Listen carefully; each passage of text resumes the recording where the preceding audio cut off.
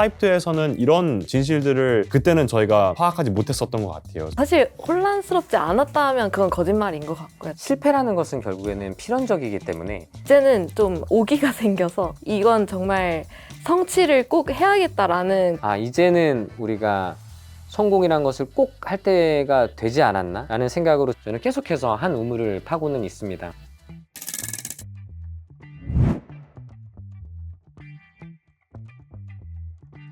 네, 안녕하세요. 저는 비즈니스 캔버스에서 공동 창업자이자 대표를 맡고 있는 김우진이라고 합니다. 네, 안녕하세요. 네, 비즈니스 캔버스의 공동 창업자이자 CPO 역할, 제품을 만들고 있는 신승원이라고 합니다.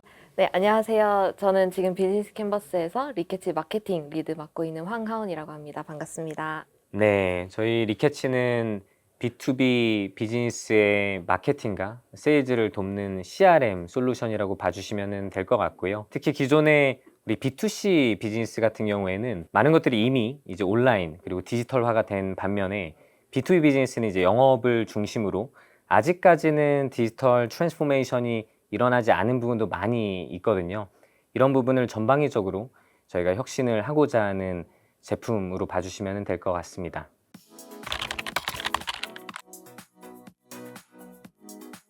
좀 비즈니스 캔버스가 사실 초기에는 여러 서비스들이 있었잖아요. 근데 그 중에서 리케치 서비스에 집중하게 된 계기는 어떤 게 있었나요? 저희가 원래는 학생들, 학자분들, 컨설턴트 분들이 자료들을 잘 활용해서 문서를 잘 작성하실 수 있도록 타입2라는 소프트웨어를 통해서 서비스를 제공을 했었는데요. 저희가 이 비즈니스를 B2C에서 B2B로 전향하는 과정에서 너무나도 비효율적인 일들이 많았습니다. 예를 들어서 하루 종일 이 상대방과의 이제 영업 일정을 잡기 위해서 하루 8시간 동안 일정만 잡고 있거나 아니면 이메일을 답변하고 있거나 이런 메커니컬한 일들에 치여서 창의적인 업무들을 하기에 되게 어려운 현상이 발생하게 되어서 사실 리케츠라는 프로덕트는 저희의 회사 내 프로젝트로 시작하게 된 케이스였습니다. 이제 영업이라는 마케팅이라는 하나의 직업은 그 1시간, 그 30분만으로도 잠재적으로 가치 창출을 할 수 있는 직무라고 생각이 들어서 이 사람들의 업무를 효율화하는 프로덕트를 우리도 본격적으로 만들어 보는 게 어떨까라는 시작으로 이제는 메인 프로덕트로 조금 집중을 하게 되었습니다. 그럼 그렇게 좀 피보팅을 하는 과정에서는 팀에서 어떤 논의가 있었나요? 타입들을 하면서 사실 learning by doing이라고 하잖아요. 저희가 자주 얘기하는 이 hair on fire problem이라고도 하는데요. 진짜 이게 머리가 불나고 있을 만큼 큰 문제인가라고 했을 때 그 정도까지는 아니었다고 생각합니다. 조금 더 페인킬러보다는 비타민에 가까웠었던 있으면 좋을 정도의 프로덕트였는데요. 타입2에서는 이런 진실들을 그때는 저희가 파악하지 못했었던 것 같아요. 그간의 시행착오를 거치면서 가장 많이 배우게 된 것은 고객이 본질적으로 원하는 것이 무엇인가 였던 것 같아요. 태동기인 사스 산업에서 소프트웨어만으로 소구를 하는 것보다 본질적으로 지금 고객이 필요로 한 것들, 문제로 느끼는 것들이 무엇인가 라는 거에서 더더더 집착을 많이 했었던 것 같고, 저희가 최근에는 이 소프트웨어와 맞물려서 여러 본질적인 문제를 풀어드리는 비즈니스도 같이 확장을 해서 하게 되었거든요. 그러다 보니까 훨씬 더 고객분들께서 받아들여 주시는 수용도 자체가 훨씬 높아지신 것 같고, 결국에는 우리가 하고자 하는 게 중요한 것이 아니라 고객이 무엇을 필요로 하고 그들이 필요로 한 것을 저희가 제대로 제공하는 것이 가장 중요하구나 라는 것을 그간의 시행착오 끝에 굉장히 많이 느낀 것 같습니다. 그 당시에 좀 사기가 저하되거나 아니면 혼란스럽거나 이런 반응들은 좀 없었나요? 사실 혼란스럽지 않았다 하면 그건 거짓말인 것 같고요. 당연히 혼란스러울 수밖에 없고, 그럼에도 불구하고 팀원들의 이탈이 거의 없었습니다. 그럴 수 있었던 이유는 크게는 2가지인 것 같은데, 첫 번째는 진짜 그 팀에 대한 것. 제가 계속 그 밀고 있는 일원 중에 골든서클이라고 스타트업을 시작할 때 보통 이 일을 왜 하는가, 그리고 어떤 걸 만드는가, 어떻게 하는가, 그런 why와 how와 what이 중요하다, 그런 얘기가 많은데, 저는 이 비즈니스 캔버스에 와서 가장 크게 느꼈던 건 이 모든 사람들의 원동력이 why나 how나 what에 있는 게 아니라 who에 있다고 정말 많이 느꼈었어요. 그냥 매일 같이 옆에서 자극받는 그 팀원들과 이 팀이 만들어가고 있는 문화 때문에 계속 원동력이 있게 이 조직이 돌아가고 있다고 많이 느꼈어서, 그 who라는 정신이 계속 유지됐기 때문에 그때 이탈 없이 혼란은 있었지만 또 다잡고 다시 나아갈 수 있었던 것 같고요. 2번째는 사실 그 제품의 비전 비전보다도 더 큰 팀의 비전이 있었기 때문이 아닌가라는 생각도 좀 듭니다. 우리가 이 비즈니스 캔버스라는 이름을 이 기업 안에 다 같이 모인 이유는 결국 기업의 일을 혁신하기 위함이었기 때문에 그냥 기업의 일을 쉽고 효율적으로 빠르게 만드는 그 무엇이든 우리는 함께 하면 된다라는 생각이 계속 유지가 되어서 그래서 이탈 없이 잘 이겨낼 수 있었던 것 같습니다. 우리는 여기 모여있는 이유는 최소한 이 시간만큼은 함께 등맞대고 이 사람들과 함께 성공하고 싶다라는 이런 에너지, 그런 얘기들이 우리는 성공할 때까지 같이 시도를 해볼 것이다 라는 이런 마인드, 저뿐만 아니라 저희 팀원분들 모두에게 오히려 에너지의 요소로 되었었던 케이스였어서 팀원분들 덕분에 더 용기를 갖고 더 확실한 피보팅을 할 수 있도록 진행이 되었던 것 같습니다. 네, 그럼 그런 과정을 거쳐서 이제 리케치에 집중을 하게 되었는데요. 다른 CRM 툴과 비교했을 때 리케치만의 차별점은 어떤 게 있을까요? 사실은 CRM이라는 것은 단순히 소프트웨어를 넘어서 일하는 방식의 변화, 조직 문화의 변화가 꼭 수반되어야지만 정착을 할 수 있는 솔루션이거든요. 그래서 저희가 정말 집착하는 것은 고객사의 상황을 저희가 컨설턴트의 마인드셋으로 같이 진단하고 같이 본질적인 문제를 해결하고 그리고 그 조직에 맞게 CRM이 유연하게 세팅까지 될 수 있도록 하는 것을 정말 집착해서 저희가 끝까지 해낸다. 그리고 CRM 도입 이후에도 끝까지 본질적인 결과를 내는 것을 같이 파트너로서 보려고 하는 노력들이 지금으로서는 가장 어떤 차별점을 만들어낼 수 있지 않을까라는 생각을 하고 있습니다. 두 번째 좀 특이한 점은 많은 회사들과 많은 팀들이 마케팅과 세일즈 팀이 효율화를 위해서 나눠져 있지만 저희는 마케팅과 세일즈가 함께 일해야 최대한의 결과를 만들 수 있다고 생각합니다. 그 이유는 이 전체 고객의 여정에서는 분리가 되어 있지 않다고 생각합니다. 마케팅부터 세일즈까지 쭉 이어져 있어야 이 고객에 대한 정보들이 끊기지 않는데 현존하는 제품들이 이런 것들을 부분적으로는 제공을 하지만 하나의 플로우로는 지원을 하기 어려운 점이 리케치가 오히려 좀 해결하고자 많은 혁신들을 만들어내려고 하고 있고요. 세 번째는 저희 프로덕트 안에서 고객에 대한 이해도를 높이고 그들의 페인 포인트와 니즈를 정확하게 파악해서 알맞는 상품, 알맞는 서비스를 적절하게 제공할 수 있도록 고객들에게 어떻게 보면 하나의 가장 큰 무기가 될 수 있도록 리케치 프로덕트를 방향을 잡고 나아가고 있습니다.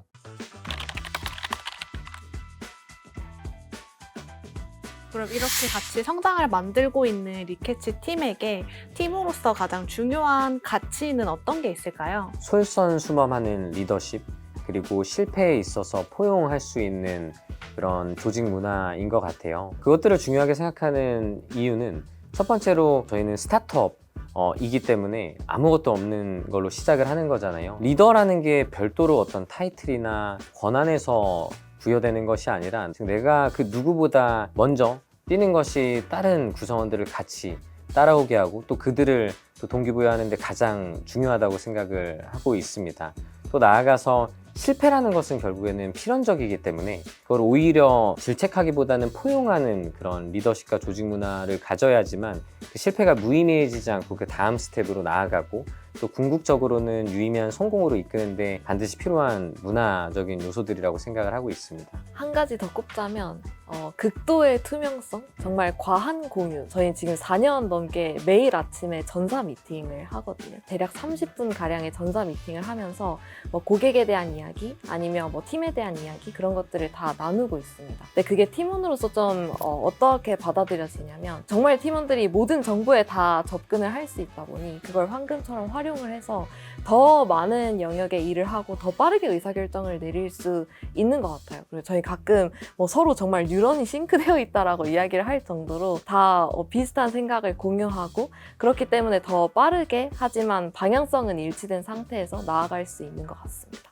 그럼 좀 앞서 말씀 주신 이런 가치들이 실제로 일하는 모습에는 어떻게 녹아져 있는지도 궁금합니다. 극도의 투명성 차원에서는 최대한 많이 싱크와 공유를 드리려고 하는 것 같습니다. 예를 들면은 아무리 내가 뭐 엔지니어더라도 내가 디자이너더라도 저희 회사에 대한 재무적인 현황들, 세일즈에 대한 현황, 마케팅에 대한 현황들도 거의 위클리로 저희가 상시로 업데이트를 드리는 이유가 이 정보를 갖고 내가 만드는 제품, 내가 엔지니어링 하고 있는 이 기술을 이 고객에 맞게 어떻게 설계할 수 있을까에 대한 대한 요소들로 활용을 할 수도 있다라고 생각이 들고요. 그리고 뭐 실패를 하더라도 그 실패가 왜 실패했는지 다 그걸 저희 뭐 사후 부검이라 해서 포스트모템이라고 이게 타임라인별로 어디서부터 어떻게 잘못됐을까를 같이 짚어보고 이걸 개선하기 위한 그런 노력들을 하기도 하고, 그리고 이게 뭐 좋은 소식이 터졌다라고 하면 저희 실로폰이 있어요. 저희가 이제 뭐 고객사를 확보를 하면 이제 그 고객사 확보에 기여한 모든 퍼널을 다 한번 짚어봅니다. 그러니까 이게 맨 처음에 마케팅 단계에서부터는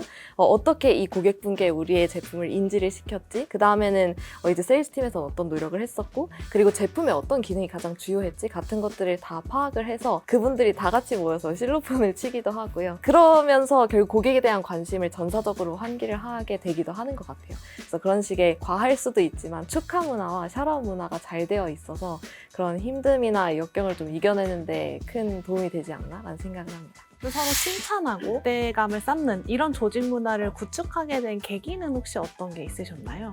어떤 일을 하느냐, 그리고 어떤 타임 프레임으로 바라보느냐에 따라서 조직 문화조차도 달라지는 것 같아요. 일단 저희가 하고 있는 업 자체가, 가지고 있는 미션 자체가 2, 3년, 3, 4년 해서 될 거라고는 처음부터 생각하지 않았던 것 같아요. 정말 오래 걸릴 것이라고 생각을 했고, 수많은 시행착오를 하는 건 필연적이라고 생각을 했고요. 이 고된 여정을 꾸준히 이어나가서 유의미한 결실까지 맺기 위해서는 그 과정이 견딜만 하고 나아가서 즐거워야 된다고 생각을 했던 것 같아요. 그래서 저희가 정말 중요하게 생각하는 게 유머거든요. 사실 안 좋은 소식이 당연히 들릴 때도 있고, 노력을 했는데도 그렇지 않을, 결과 나오지 않을 때도 있기 마련인데, 절대로 저희가 하지 않는 것은 공개적인 자리에서 그가 최선을 다했음에도 그 의도가 정말 선함에도 불구하고 질책을 하거나 이런 것은 절대 하지 않는 것 같아요. 오히려 힘든 때일수록 유머로, 그게 가장 좋은 방어 기제라고 생각을 하거든요. 오히려 힘들 때 밖에서는 우리가 깨지고 오더라도 우리 구성원들은 오히려 같이 이렇게 힘을 또 모을 수 있는 사람들이어야 되지 않을까라는 생각을 항상 하고 있었던 것 같아요. 저는 이러한 문화가 결국에는 그 팀원들의 업사이드 포텐셜을 열어주는 데 제일 크게 기여를 하는 것 같습니다. 못하는 것들을 질책하면서 그 리스크를 계속 줄이려고 하는 것보다도 그냥 잘하는 걸 더 북돋아주고 잘할 수 있는 일들을 더 많이 맡겨주는 것, 그러다 보면 결국엔 그 사람의 포텐셜이 더 빠르게 열린다는 걸 많은 팀원들을 보면서 좀 느꼈던 것 같아요. 그 성장 속도도 매우 매우 빠르고, 그게 결국 팀의 성장으로 이어지는 걸 많이 경험을 했습니다. 굉장히 유쾌하고 좀 포용적인 조직 문화를 갖고 있다라는 생각이 드는데요. 또 서로 피드백하는 문화는 어떤 식으로 자리 잡혀 있는지도 궁금합니다. 그 팀 차원의 피드백과 개인 차원의 피드백으로 좀 나눠보면, 팀 차원의 피드백은 정말 그 회고를 광적으로 많이 하는 것, 정말 몇 날 며칠을 밤새서 준비한 그 웨비나에서 송출사고로 20분, 30분을 날린 그런 경험이 있었는데, 그때도 역시나 웨비나가 끝나고 나서 거의 2-3시간 동안 다 같이 회고하면서 우리가 이 실수를 반복하지 않으려면 어떻게 해야 되고 시스템적인 개선은 어떤 게 있어야 되는지 그런 것들을 회고를 하기도 하고요. 그리고 개인의 회고 혹은 피드백 차원에서는 오히려 그 부드럽고 포용적인 문화가 심리적 안정감을 만들어주니까 우리는 어떤 이야기를 주고받아도 괜찮다라는 분위기도 많이 깔려 있는 것 같습니다. 지금 내가 당신에게 피드백을 하는 이유는 당신을 공격하기 위함이 아니라 결국 당신의 성장과 팀의 성장을 위한 피드백이기 때문에 그런 피드백을 오히려 더 자주 할 수 있는 것 같고요. 그거의 예시로는 저희가 뭐 분기마다 가는 그 CSS 워크샵이라고 해서 이 사람의 Continue and More는 뭐고 Stop and Start 할 것은 뭔지, 그런 것들을 또 가감없이 360도로 피드백을 하는 그런 시간도 갖고 있습니다.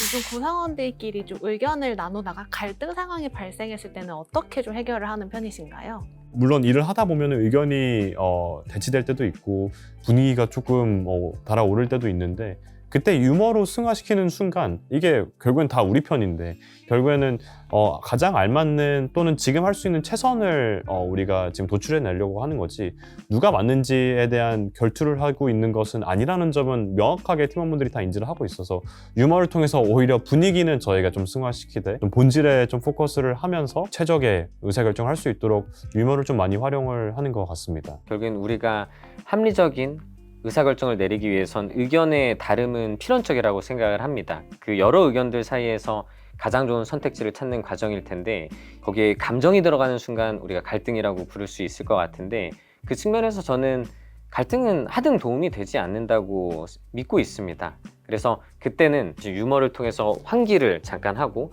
다시 우리가 이성을 되찾아서 그런 것들 덕분에 사실 지금까지 4년이 넘게 해왔지만 뭐 생각나는 큰 어떤 갈등들은 정말 거의 없었던 것 같기는 합니다. 그러면 좀 이런 리케츠 팀을 모으기 위해서 채용을 할 때 가장 중요하게 생각하는 인재상의 키워드는 어떤 게 있을까요? 팀핏 인터뷰가 가장 저희가 좀 중요하게 생각하는 건데요. 이제 30명이 훌쩍 넘었지만 지금도 직군을 막론하고 우리의 동료를 모신다라는 생각으로 다양한 직군에서 팀핏 인터뷰를 들어가서 내가 이 사람하고 정말 같이 일하고 싶은 사람인지, 더 중요한 것은 내가 자극을 또 주고받을 수 있는 그런 사람인지를 정말 중요하게 많이 보는 것 같습니다. 우진이 저한테 하셨던 질문 중에 뭐 5년 뒤, 10년 뒤에 하원님은 어떤 사람인가요를 물어보셨어요. 근데 이렇게 개인의 비전과 개인의 꿈을 물어본다는 것 자체도 저는 신기했고, 최대한 그 5년 뒤, 10년 뒤에 제가 상상하는 그 모습에 이 팀에서 일하는 것들이 어떤 도움이 될 수 있는지를 정말 설득을 많이 해주셨던 것 같습니다. 이 팀에서는 뭐 단순히 내가 마케터로 입사한다의 차원이 아니라 그냥 팀원으로 입사해서 이 팀을 키워가는 그 여정에서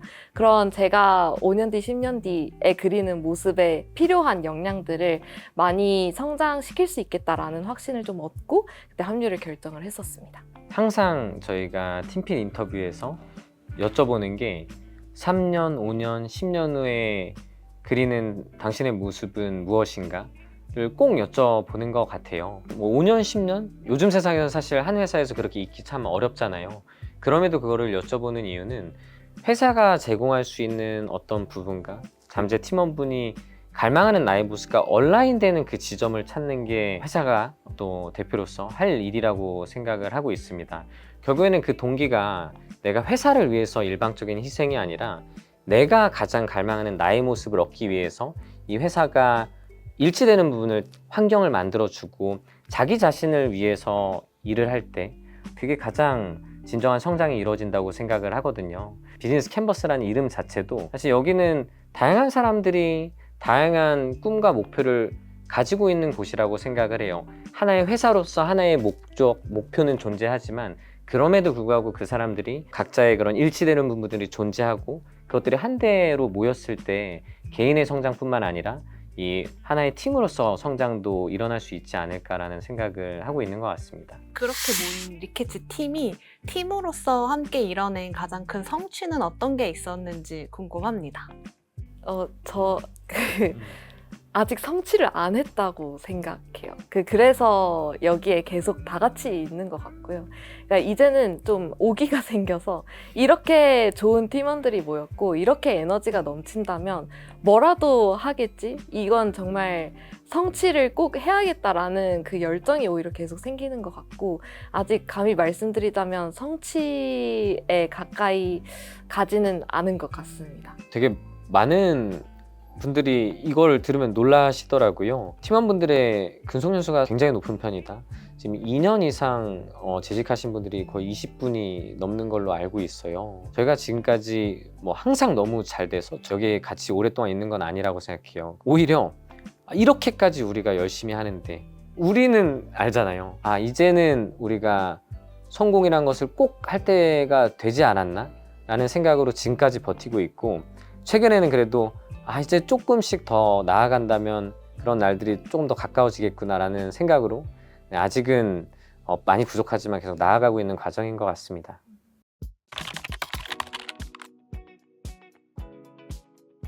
그렇다면 지금 리케츠 비즈니스 캔버스 팀이 가장 집중하고 있는 문제는 어떤 게 있으신가요?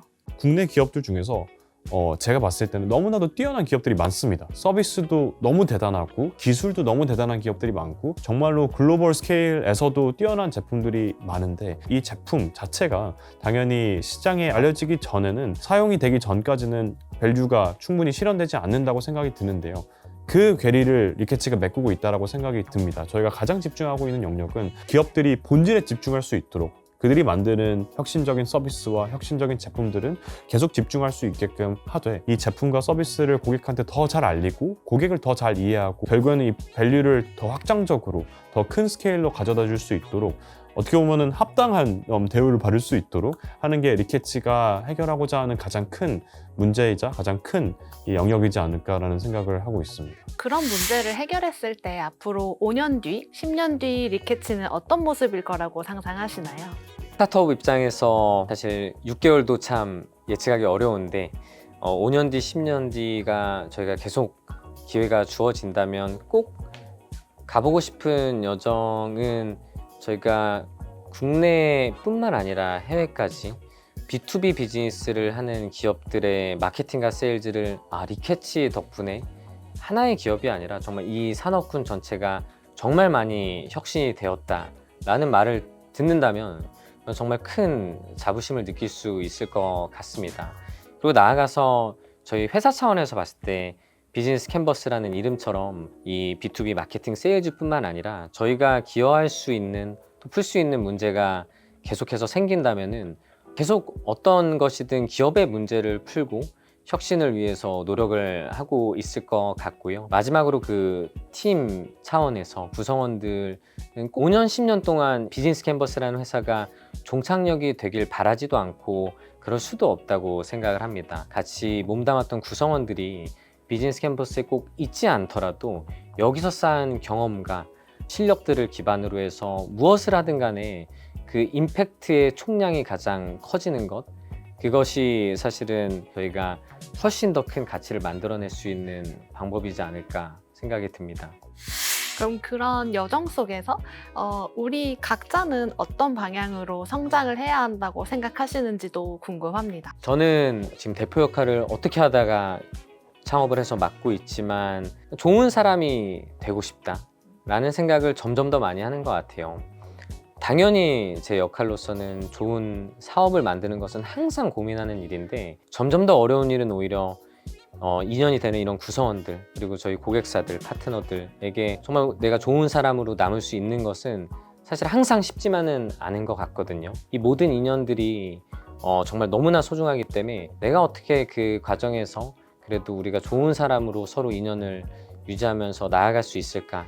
이 부분이 가장 어려우면서도 꼭 되고 싶은 부분인 것 같습니다. 이 개개인이 성장할 수 있는 이런 환경을 더 만드는 게 제가 더 노력해야 되는 부분들이고 성장을 해야 하는 부분이라고 생각이 들고 있습니다. 당연히 이 비즈니스 캔버스 안에서의 성공도 중요하지만 비즈니스 캔버스를 떠나가더라도 한번 함께 성장한 사람이라면 이 사람들이 나가서 창업을 하든 다른 곳에서 리더의 역할을 맡든 다른 팀의 구성원이 되든 그 기반을 지금 만들어 놓을 수 있도록 팀원분들한테 최대한 성장의 기회와 환경을 만드는 게 현재는 가장 큰 목표인 것 같습니다. B2B 마케터로서 B2B 마케팅과 세일즈를 혁신하는 그런 프로덕트를 만들고 그걸 또 알리는 역할을 한다는 것 자체에 저는 지금 굉장히 만족하면서 성장을 많이 하고 있고요. 지금은 그 마케팅의 영역을 더 넘어서 그냥 비즈니스에서 이 문제를 해결하는 그 과정 자체를 많이 즐기고 있습니다. 이러한 좋은 팀원들을 모을 수 있는 그리고 그렇게 좋은 팀원들이 모였을 때 그걸 더 좋은 팀으로 만들고 운영할 수 있는 그런 리더로 좀 성장을 해보고 싶습니다.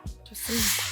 그럼 이제 마지막으로 이 영상을 보는 분들에게 좀 전하고 싶은 메시지가 있으면 한 말씀씩 부탁드립니다. 사실 저희 비즈니스 캔버스가 초반에 사실 주목을 과분하게 저희 가진 거에 비해서 조금 받았던 편입니다. 투자 유치부터 해서 당시 시장도 너무 좋았고 돌이켜보면 너무 많은 행운이 따랐었던 것 같아요. 그 과정에서 빈수레가 요란하다라고 스스로 너무 부족했고 후회되는 부분도 많이 있었던 것 같아요. 저희가 꼭 드리고 싶은 말씀은 아직 수많은 팀원들이 묵묵히 남아서 저는 계속해서 한 우물을 파고는 있습니다. 아직은 결과론적으로 저희가 보여드리고 싶은 게 너무 많고 부족한 것도 많지만 조금 더 응원을 해주신다면 너무나 큰 힘이 될 것 같기 때문에 꼭 앞으로 저희가 실제적인 가치를 만들어 나갈 수 있도록 더 최선을 다해 보도록 하겠습니다.